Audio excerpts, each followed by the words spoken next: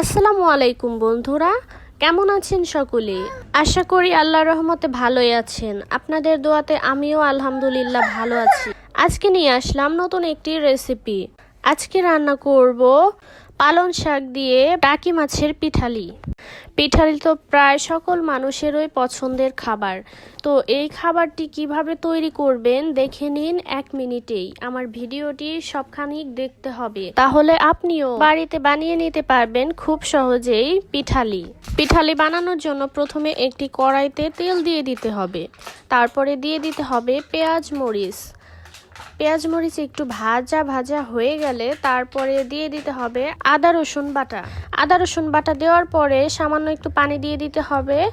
তারপরে দিয়ে দিতে হবে হলুদ, মরিচ এবং সজের গুঁড়োগুলো দেওয়া হয়ে গেলে তারপরে দিয়ে দিতে হবে টাকি মাছগুলো একটু কষিয়ে নিয়ে